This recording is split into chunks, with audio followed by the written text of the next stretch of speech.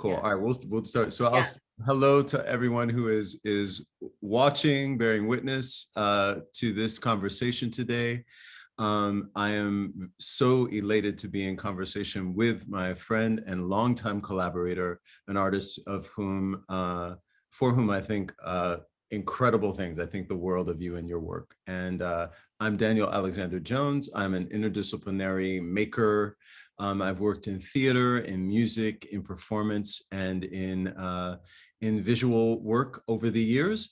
And I'll allow you to introduce yourself. Yes. Yeah. And I'm Kimberlee Koym-Murteira, and I'm a visual artist who worked in theater in the past and is now skirting disciplines and trying to mix it all up. And that I loved working with you like over this 25 years. And Yeah. so I've been just really pleased to have an opportunity to revisit our collaboration. Yeah. Indeed. And I'm hopeful we will continue to be working for many years to come, knock on wood, right? Yeah. But yeah, so this is a conversation that orbits a bit around this incredible new work that you've just been installing and opening. And do you want to share a little bit about just what it is and where it is for people who might be listening? Yeah. So it's called Unseen to Seen. It's a collaborative project with me and Daniel and my friend Allison Pasquesi.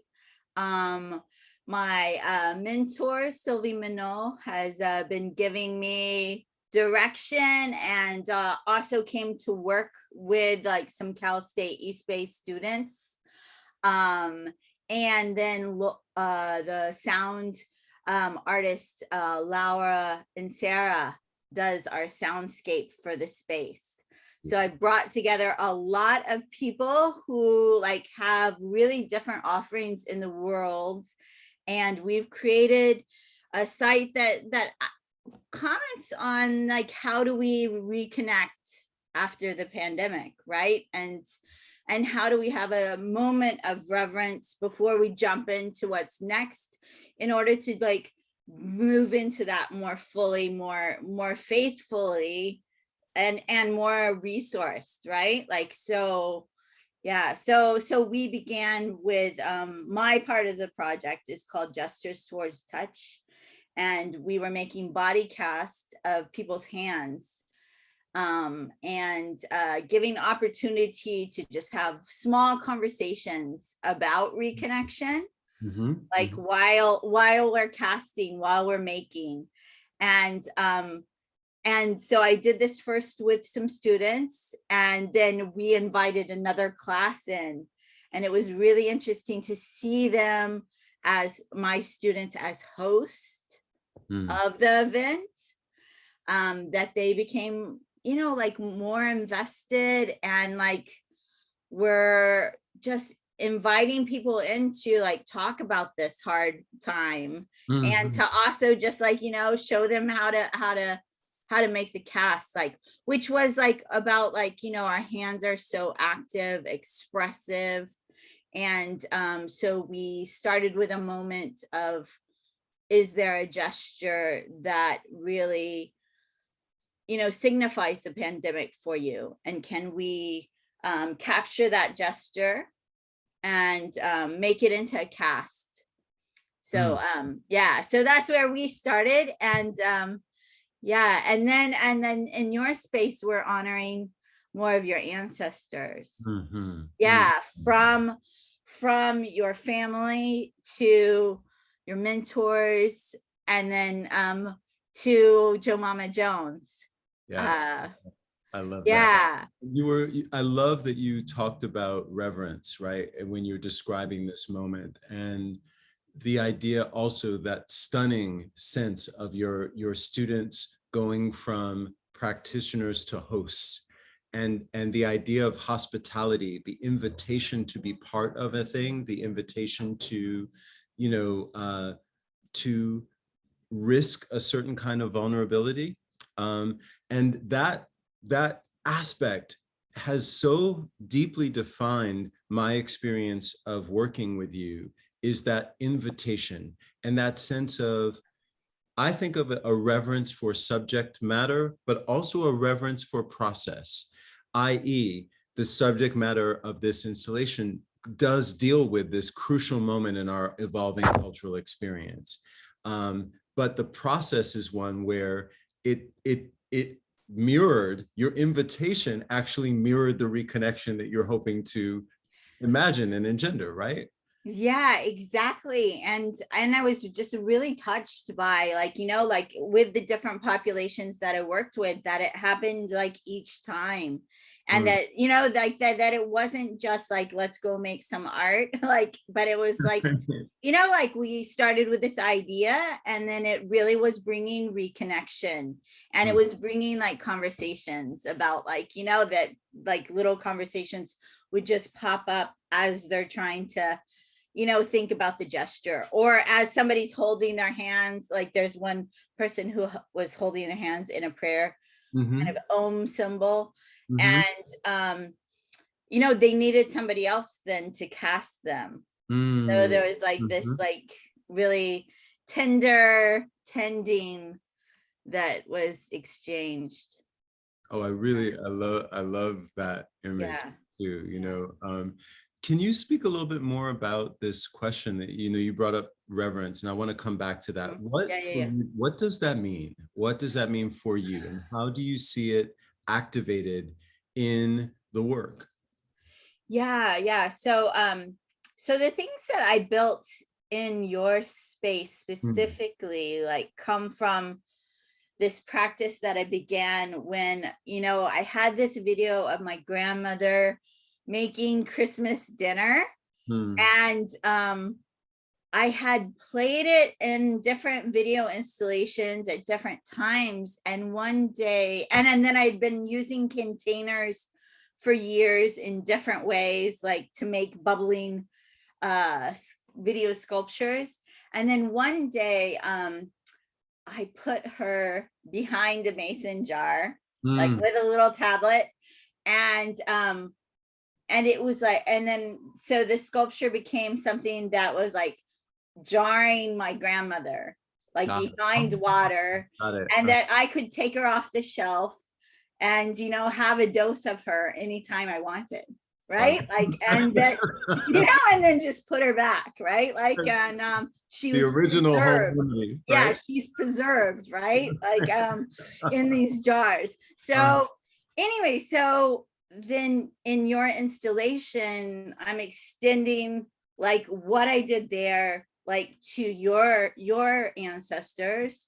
And that just like felt so right, because I know that they are people who you speak to daily, right? And that we both have these practices that use reverence in a way of like, who inspired this and who helped me actually regain myself, like from a fragmented world that I was born into. yes. Right? Because I was Perfect. born into a pretty crazy family Yes.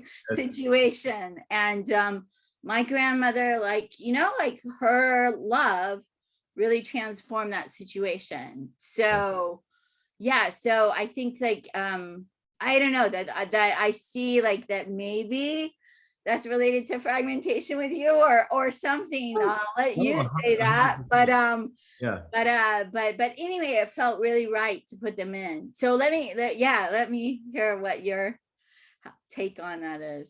Yeah, I mean, I love that answer because it feels so familiar. There is, um, when I hear reverence, there's an automatic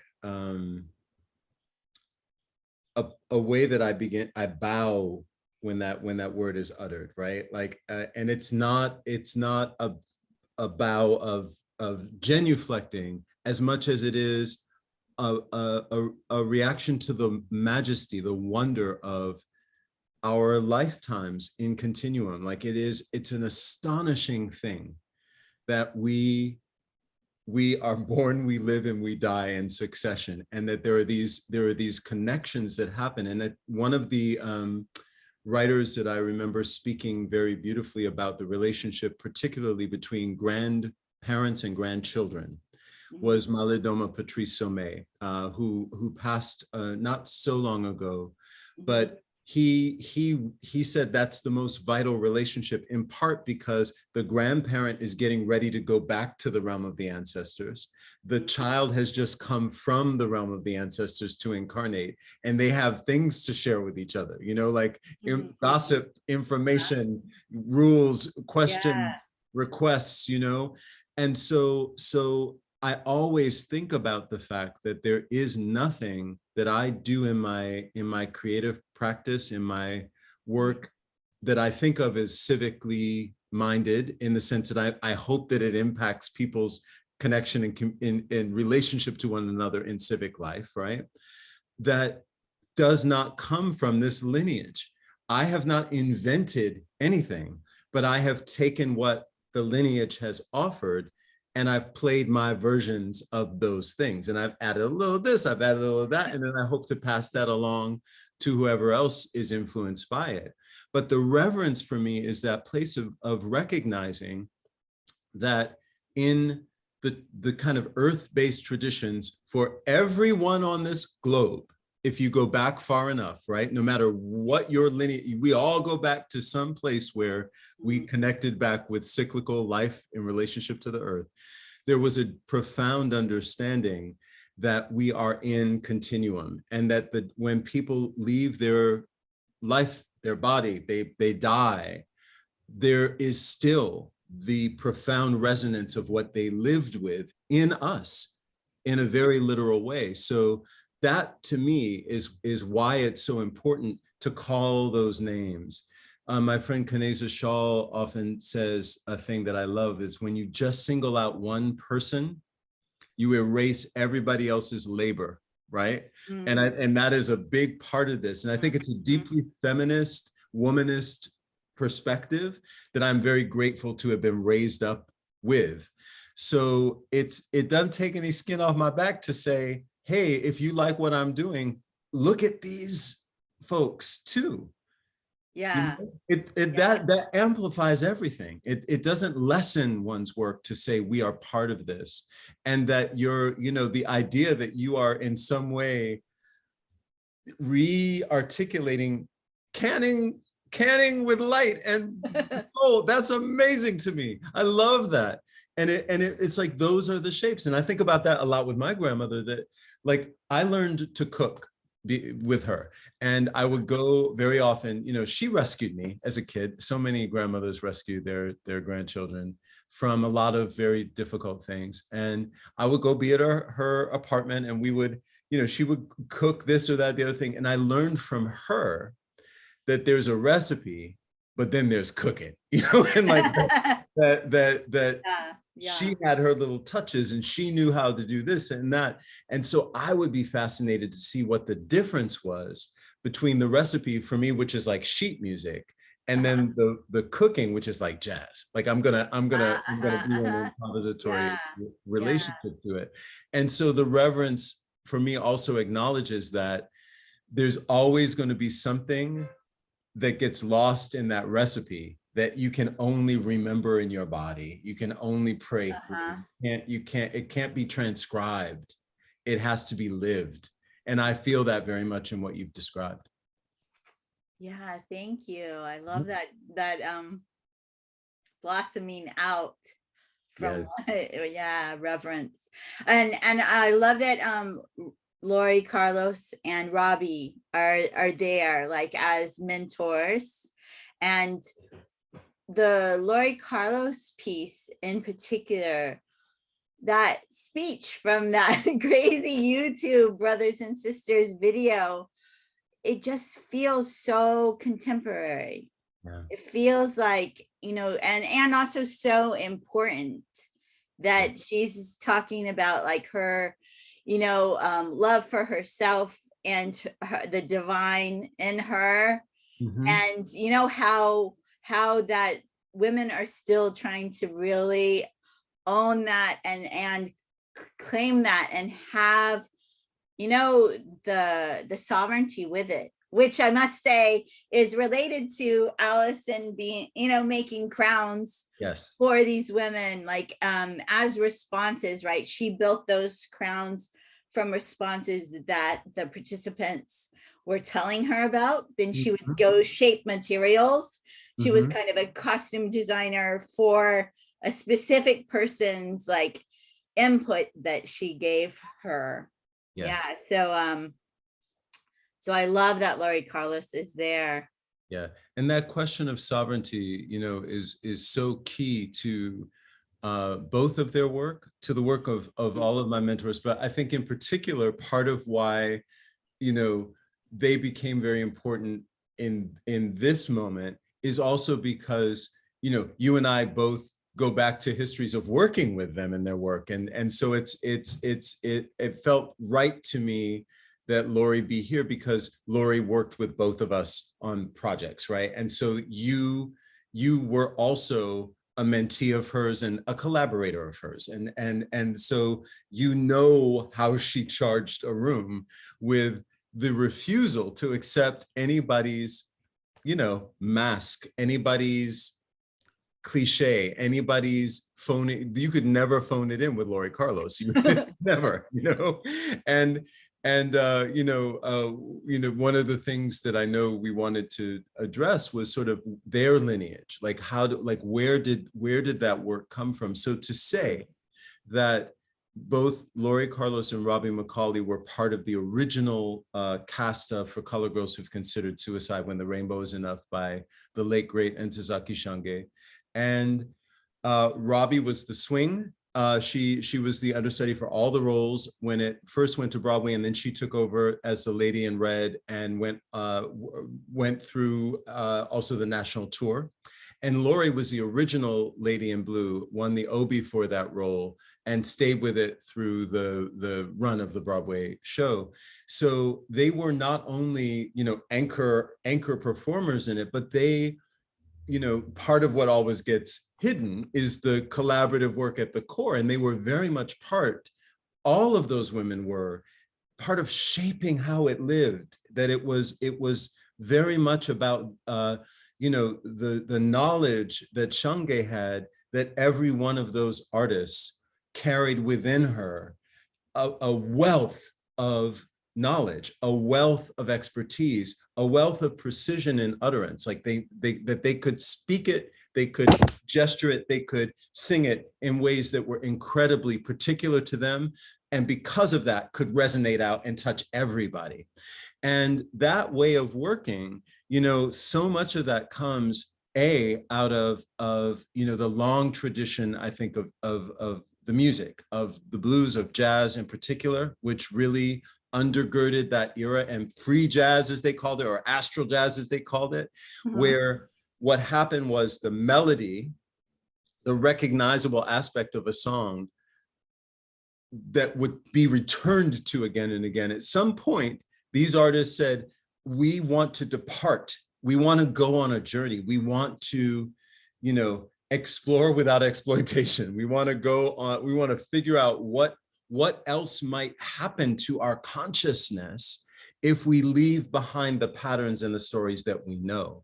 So there was a sense always in their work of searching, breaking language, moving the body, letting the body be an authority, and then your consciousness, your vocal work that connects to, you know, your intellect, to the thing you want to communicate this way, has its own trajectory, and then the emotion, the heart, the energy in the room has another. So there's already 3 layers at work here, and they don't all have to be telling the same thing. Some of that came from the work that was done with an incredible choreographer who was not that much older than them, but was a definite influence. Her name, she's still living, brilliant, genius artist named Diane McIntyre. And Diane McIntyre really worked on that question of sovereignty and expression, and taking, I think there was also something in the water at that time of taking the movements of the body that were not these kinds of highly aestheticized European abstractions that were about a certain kind of, fragile feminine beauty, blah, but rather saying, what are the gestures of defiance? What are the gestures of like, the things we do every day, that how do our bodies navigate our everyday life? And then also, what are the things that our body holds, our erotic force, our sadness, our fear, our rage, how do they move through the body? And so they would spend a lot of time really going into the nuances of how any of us, how you, Kimberlee, how I, Daniel, how any of the artists that they'd be working with, how did it operate for us? And as we did that excavatory work, then we were able to share something that allows us to have a really multivalent perspective. We get closer to a thing called truth, I think. And that's what I feel they offered. And why that idea of that lineage, again, is so important, because then we get to carry the thing forward and it feels like a flow. Yeah, I know that hearing you and Lori and Sharon Bridgeforth like talk about like, where does something live in my body, right? And like, like where is that stored? Like the and some other ideas of exercises that you were doing with the actors that I would just like be overhearing, like like as I was coming to rehearsal, like one day as a set designer, like those were like the beginnings of like this verbalization of embodiment that like I could feel in my body, like my process of painting and drawing as an artist, right? Like that took me from more traumatic, like, circumstance and gave me my sovereignty, right? Like gave me this world of creation that then like just became a tool and became who I was, right? And that they were talking about the body in just a really different way than than I had ever heard, right? And so and it really planted seeds that I was like interested in, and I'm like, I wish that I had studied like embodiment practices from there, right? But they were really the beginning of like then now like these things that I do like all the time, right? Like I'm really into conscious dance, and all of these different healing modalities, which are so different here in California, right? Like, and so more available. But anyway, but that's what they were talking about. Like, yeah. And there's something in there too that I think is really important to name, which is that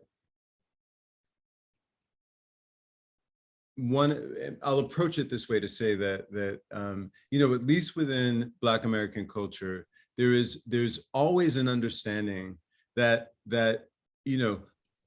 human beings learn through some kind of imitation, right? Like you see one little baby sees another baby crawl and gets a little bit of information. You learn how to you learn by doing the thing, mimicking, mirroring, right? What happened.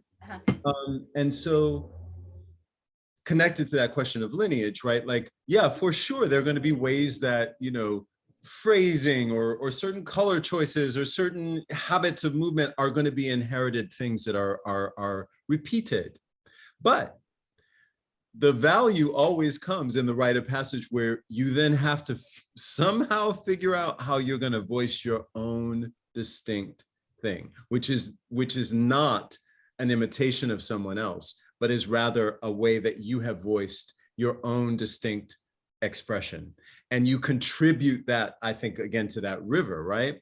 And that is what they demanded. So you couldn't fake the funk with them because you couldn't imitate what they did. You couldn't. And I remember watching a lot of actors, get really bent out of shape because in some ways they would want to be able to imitate. Like they will like be like, show me what this X, Y, or Z should look like. And I would have to always say, no, you have to actually go into your body, which is different than my body. And you have to find out if you're harboring that, like that explosion of energy.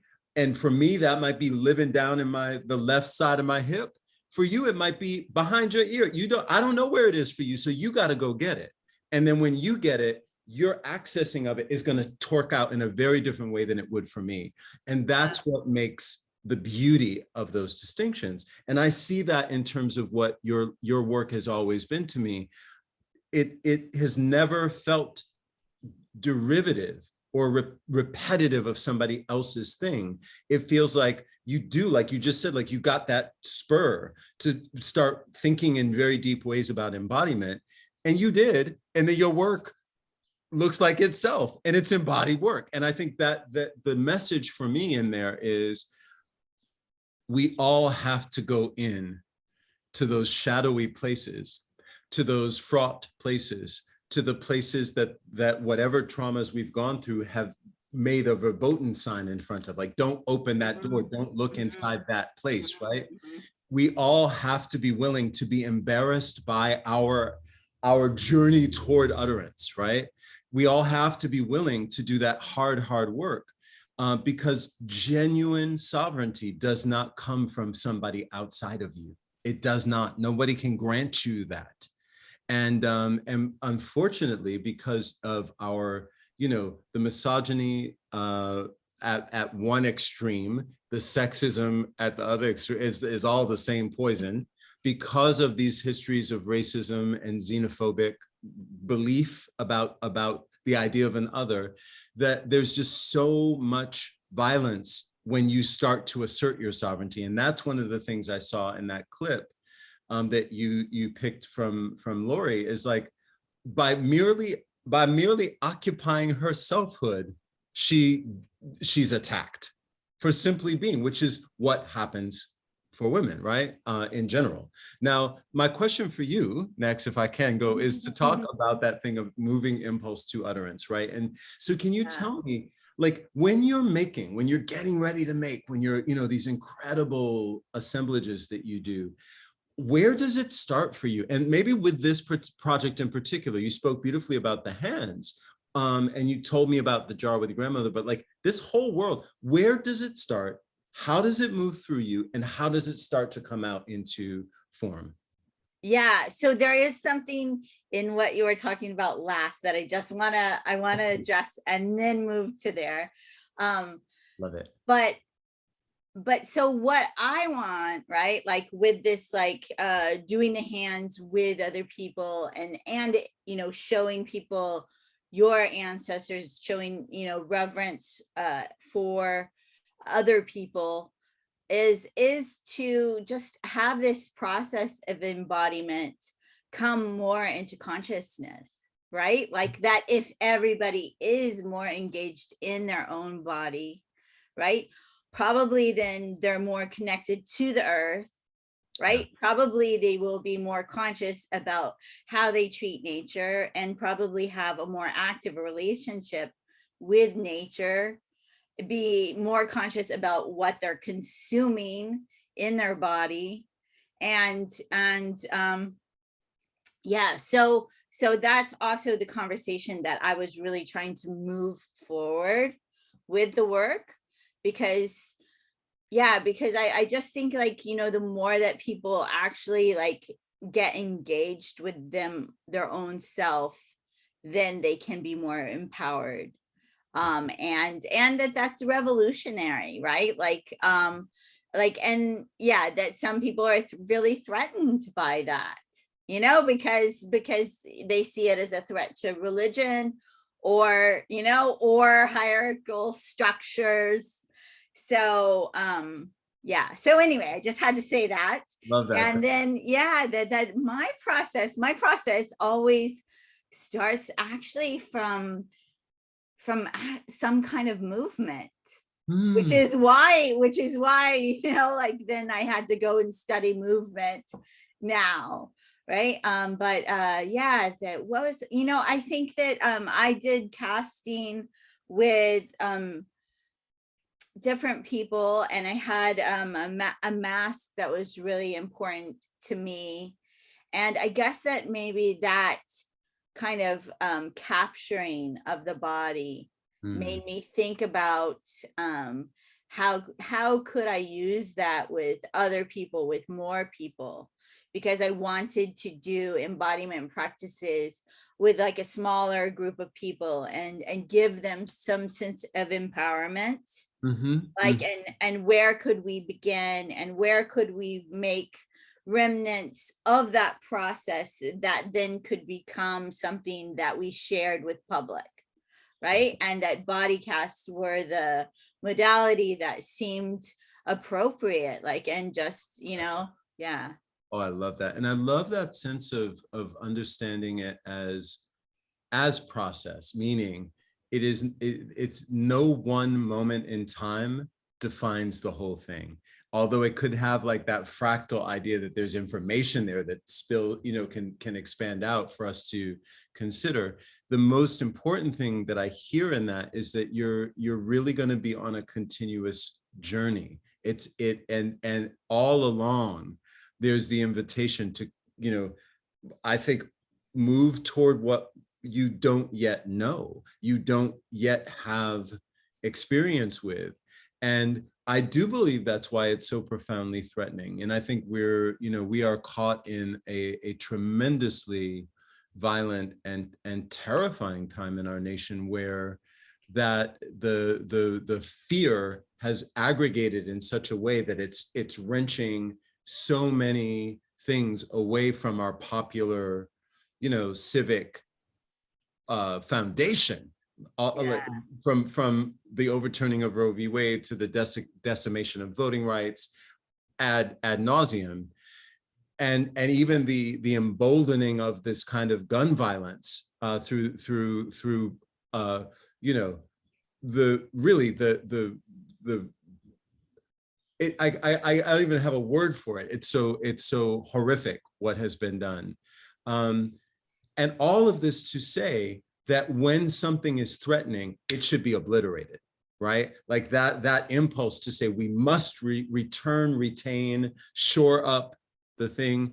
And so I think it a very, very great import to name that part of why I think you and I share this perspective at the root, even though it may deploy very differently yet complementary in our work, is because of our generational experience, and that we really are the sandwiched Gen X generation between the waning of the civil rights era, that horrible Reagan era, and now this sort of completely blown out hyper-material corporate way of relating to one another. So we still have actual somatic memory of having to learn things through lived experience and not through an abstracted mediated source primarily, right? So Yeah. when you talk about your process in this regard, I think about that too, that like our bodies hold memory in ways that are still linked to the old ways, even as we are involved in the new ways. As I was laughing when we got on the call, that the new ways involve technology where I can't even turn my camera on. But does that vibe with you at all? Like, do you feel Oh that? yeah, and it really makes me want to jump into yeah, just talking about form then, Sure. Let's do it. right? Because yeah, because I feel like as like now I've stepped more fully into like this like fine art realm where people, some people are really object makers, right? And that is about creating clarity with one image, like, that says it all, or, a shape or visual. And that as you're speaking, I'm like really thinking about like, well, that's not my goal, right? My goal is to kind of let this complexity live, right? Like let this complexity be seen and live, and actually to break it apart, right? Like that's what I literally do with the video that I am projecting in the space of your attend Uh-huh. series, and like different fragments that join attend with Robbie, with Lori, and with your, mother. And so what I'm doing is I'm using a projection machine to take that virtual image and to fragment it into more of a constellation on one side. And on one side, you get a clarity of the image, right? And that to me is discussing, the complexity of what it is to be in a body and to be human and to have all these interconnected relationships that are so multidimensional, right? Yeah, and Yeah. that fragmentation with light feels, that's something that's so important to me about this installation you've made. Again, I find in your work in general that you've always, I think we connected initially even around this question of light, so it particle and wave simultaneously, and that we abide with, the wholeness of that image on the one side that you're describing is in a way the story, the narrative, the container we've made for this wild experience of being alive. And then the fragmentation, while it may to our, and I'm putting some big air quotes around this, but like to our human brains seem like it is broken apart, that might actually be a more accurate representation of what we literally experience than the whole thing, right? But both are very important in terms of apprehending something about both memory and our lived experience in a present moment. And so I think form is vital. And like you, I've always been a little bit stumped because I feel like, as someone who's worked in multiple forms, right? Made a play, made a record, made, postcards, made whatever the thing is I'm doing. And I have had the experience in my career of many folk, especially sort of gatekeeper programming people saying, but wait a minute, you're writing a play? What is this? Is this? And I'm like, actually, these are the things that contain information to get you to something else, which is energy and experience. And I think that aspect for me is I'm always trying to use whatever objects to point us back to living and not to draw attention to the object. So it's tricky because I'm working a lot in forms that are familiar and they carry their histories and their stories. And I think when I was younger, I didn't care, and I would just do whatever I wanted to do.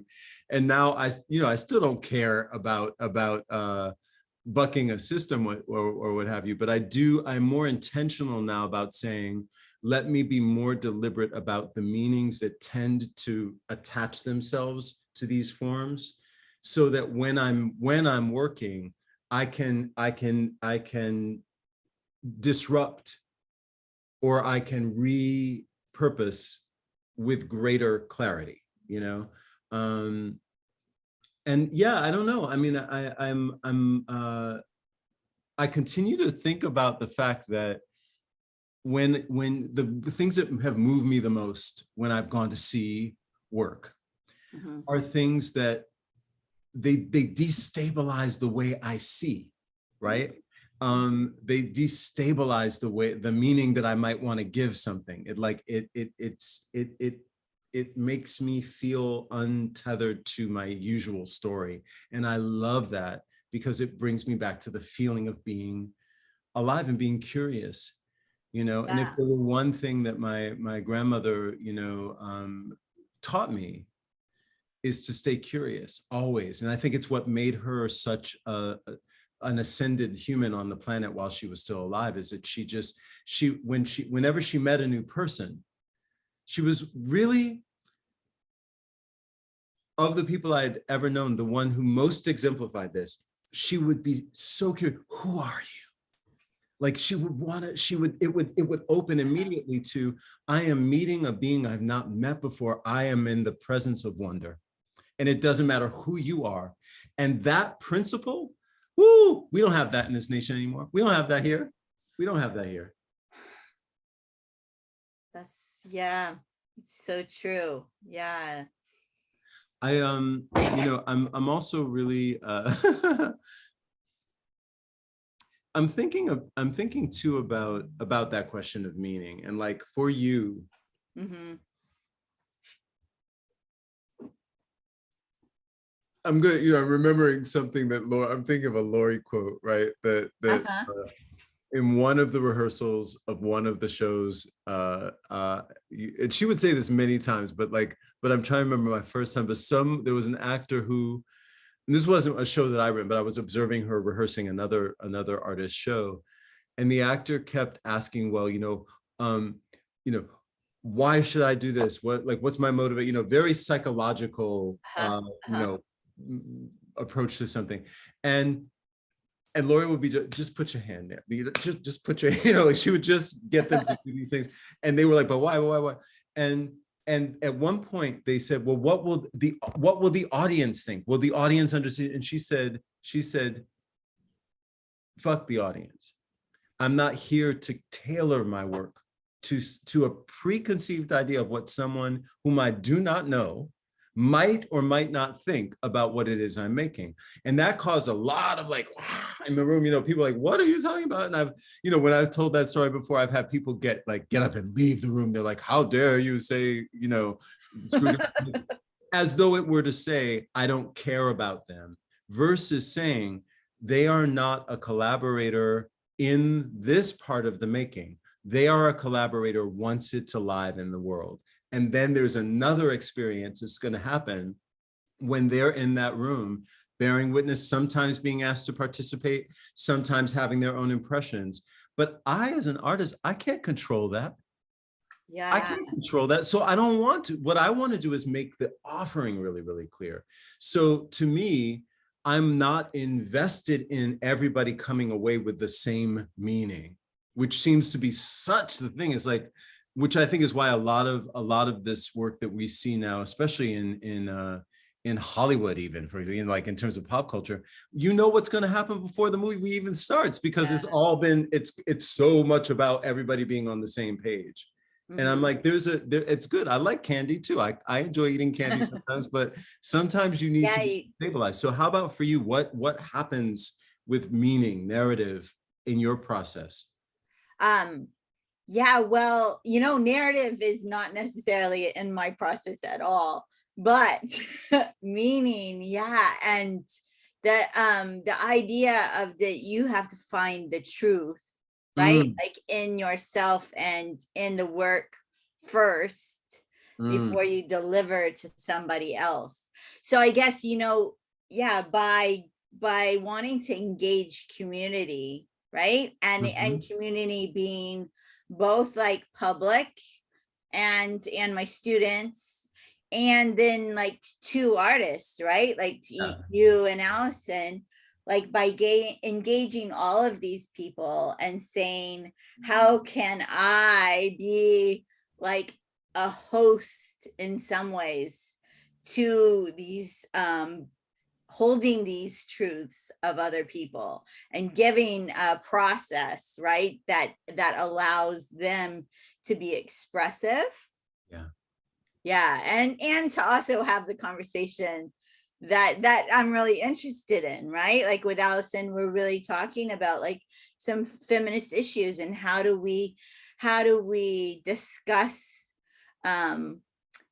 sovereignty with imagery, like related to female body. Her work is like about wearable sculptures. Yes. So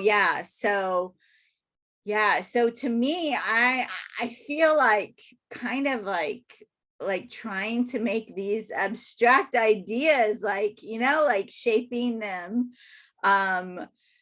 which also like really relates to me about like, well, how can we make things physical when we're living a lot in these digital realms, right? And I don't just mean computers ever, right? Like, I think the imagination and the spiritual, and, you know, and like trying to create conversations between us, like here, and objects, right? I am a fan of beauty as a maker, Yeah. right? Like beautiful objects that hold meaning and retain like the complexity of gesture, like along with like how do we, you know, weave in like the other knowledge and information in the room. Yes. I Yeah. find in your invitation, um, something that was so profound that unfolded over the time that you've been working on this, right? Which is, it is a powerful thing to be asked to have your ancestors honored. It is a powerful thing because it is an unusual thing in that very often that idea that we are all moving through with this lineage, right, is not visible. It's not made central. And it moved me, especially given some things that are going on in my life right now, to no end, to feel that trust in saying, you know, you're going to take these and you're going to celebrate them. And so powerfully, and in so doing, demonstrate something that I believe is when you meet me, you meet them. When I meet you, I meet your grandmother. Like, I mean, that we are actually meeting constellations every time we meet another person. And I do believe, from my years of research and my years of, you know, not only in terms of external research with scholarship, but internal journeying, because I value both, that sense of the multiple was more the way that we as human beings used to see. And this is really a reification and a flattening of our capacities that we're living in, that I think grows out of settler colonialism in part, because it's about erasing things that don't comport with this hierarchy. It's about winnowing things down. And I think about everything from like the calamity of species loss to the losses of our ecosystem. And like you're talking about with you know, reconnecting to quote unquote nature, that means implicitly that you have to recognize, you know, that it's profoundly complicated and populated. You know, it's populated. So that part feels very important. Maybe one other thing I'd like to ask you about is time. How does time work with you? Time. Yeah. Yeah, you know, like yeah, trying to, that I want, I always want to have like time be kind of like, you know, a kaleidoscope where we get to just like put like fragments like all together and have a way of appreciating this like multiplex at the same time, right? Like so yeah, that I guess that's how I edit, as I know, as an editor. Interesting. I have moments where I really like to always freeze people. You know, like that I have a clip from you and Joan and Omi dancing, right? And that the last moment of it is you and her frozen in the gesture. And I know that, you know, people have said to me, like, you know, like you seem to have some technical glitches there. And I'm like, like, you know, like I've got to like freeze people, and kind of it's like, yeah, so playing with time in order to like just appreciate like kind of like there was this moment where you're both dancing, and Joni's like got her hands on her chest, and it's just like capturing that sweetness of the joy of this dance and those characters. And yeah, by freezing it just a little bit longer, I like feel like it's becoming more of a treasure. I love yeah. that. I love that. Yeah. And yeah, that makes me think even of that image in general of the work that you described, where it moves through and gets constellated in these fragments, right? That Yeah. each one of them is a whole world, right? Each moment we live is a whole world. And, you know, I've been listening a great deal this week to Carmen McRae, the great jazz singer. And one of the things that she does is that she's able, because she was such a technically gifted artist, that she could hit notes spot on, and she could hit them with such emotion, even if she was moving quickly through them, so that they were, you know, they were full of meaning. Even like a little, like a decorous phrase would have meaning in it. And if you were to slow that down, you would hear, you know, her bend notes or add all these colors. Like you could actually see the fullness of what she made. And then when it gets sped back up again, it goes by quick, but you know that it's in there, you know, like you get, and that's the difference for me, is that there's deep content, analysis, response, prayer, all whatever you want to call it, it's all up in that thing. And that makes me think about your description there, where it's like we can appreciate beauty in flow, but we can also go and we can slow it down, and we can see like shapes in the quantum realm that are there. Right? Yeah. It's that thing. Yeah. And in a way, like to me, that mirrors like how our feelings work, right? Like because I create a lot from just my emotions, right? Like I am a very emotional being, and that this like burst, and then this like welling up and moving through things, feels to me like that structure.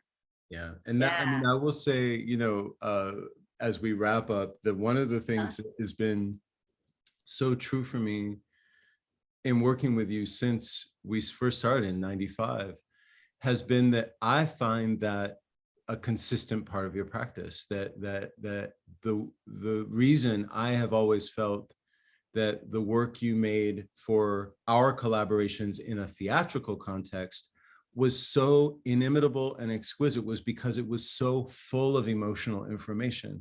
So that as someone, you know, who was directing work on a set or in a space that you created, or was performing in work, I could use my relationship to that space to conjure and the emotion that lay within it. So it became another text, right? Yeah.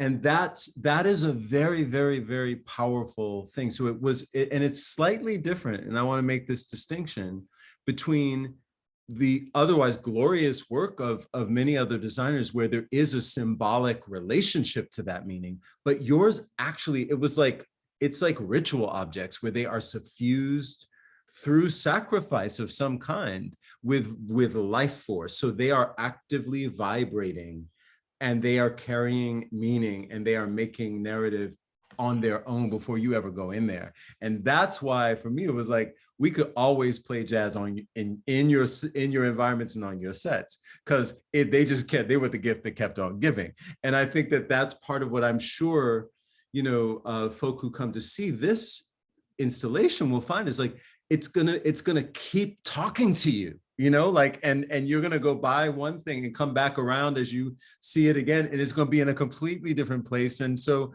the whole room is probably telling a story all the time, and that's kind of brilliant. Thank you. Thank you for that. I really appreciate it. And you know what, though, we have to get here, right? I have to talk about this, that it is just so uncanny that you are friends with and now have written with Alexis Pauline Gumbs, and that she is friends with Adrienne Maree Brown. Mm. And that I feel like they are the people who are giving like verbal context to the embodiment movement, right? So like I didn't know of Adrienne Maree Brown's work until like more recently, but she's like the person like really writing about embodiment and pleasure activism, right? Like how can we be in our own bodies and then move through the world more powerfully? They are the people writing about this. Yes. And then that they, you know, that you are working with Pauline, like Alexis, like it was just uncanny to make that to see that connection, right? And that yeah, that they've yeah, that I when I taught an embodiment art class, this Making in Disembodied Times was the name of the course that I created this semester. And that we were using like video clips from them, like to introduce the class, like to like give a moment of like feeling into our bodies, that I would have like them lead us, like because they're just they were really inspiring to the students. And you know, and that they gave me a moment to center myself before moving into the class, where we're really trying to say like how can we be more in our bodies and as makers, and then communicate more clearly what we're trying to say. So so I just like, I also think like, you know, like we've got Lori and Robbie over here, and then, you know, like that that they are on this line of 100%. And that again, there's a sense of this question of continuum, right? And I think, you know, there's a hashtag that has gone around for a while now, which is Cite Black Women, right? CITE, to recognize, to name the architecture born from the lived experience of successive generations, in particular of Black women, who by virtue of the political, social, and historical circumstance were in direct crisis with questions of sovereignty and had to find the ways to not only claim, but to articulate that sovereignty. And when I think about these artists that we've cited here, right? We all should bow to their wisdom because they offer the tools for everybody to get free. And it is for me, a vital thing to call these names. And I think another reason why it's so important to lift every opportunity we can, lift those who are no longer embodied on this planet, who were part of the development of this incredibly liberatory language practice. And I'm going to call it a kind of ethic, right? Because it affects every kind of interaction you might have. It does center and it does demand of you, right? It is not, the thing I do really, really love about this emerging generation is they get it. They get it. And so I'm elated that they are now just going to those sources and do, like, as in do not pass go, right? Like they're clear, because we're in such crisis that this need to somehow continue to reinscribe you know, these soul killing ideas we're so beyond that. So I think what I'm eager for folk who are listening to this conversation to do is obviously to go and put themselves in the room with your work, right? And have the experience. but then also to think and ask everybody, ask yourself, you know, who are the people that you're going to affirm your understanding of the world, and who might be the people that you can go to completely break that understanding of the world open in ways that allow you to get actually to a better sense of wholeness in yourself. Because that as you and I have both talked about, right? It is through engaging this question of fragmentation that was part of, and for the people listening, part of our first conversation at Mojo's Coffee Shop in Austin, Texas in 1995, right? In the summer of 95. With Romare Burton. With Romare Burton, exactly. And we asked this question, and I feel like we both in our practices been working on it, digging on it. And yes, so thank you to all of those great ancestral presences. Thank you to the brilliance and the expertise of Alexis and Adrienne Maree Brown and all of these incredible artists who are working, thinkers, to get us free. And thank you for making this work, and for, you know, for always being willing to have good, chewy conversations. I feel like we could go on for like 5 hours. Yeah. Well, thank you for trusting me with your precious material. And for allowing me. I don't do that with nobody, but with you, for allowing me to, you know. No, I trust you profoundly, and I think that's another thing to say to folk is that there's that incredible song, and I'm blanking right now. This is terrible because my brain is blanking on the artist, but the refrain is "Love is made," right? That if we are willing, you know, I mean, on paper, all of the things of like who our identities were would mean that we shouldn't have the kind of connection we have according to the whatever, but we made the choice to go deep and to trust. And I think that trust has been the foundation over these years. And I just encourage more people, trust, try it out. You know, I mean, you can be sure like this, or you can try something. And I'm just excited to do whatever we're going to do next. So that's it. Let's find the opportunity. Indeed. Thank you. All right. I thought that was good. That was fun. Yeah. Oh, I'm gonna stop the recording. Yeah.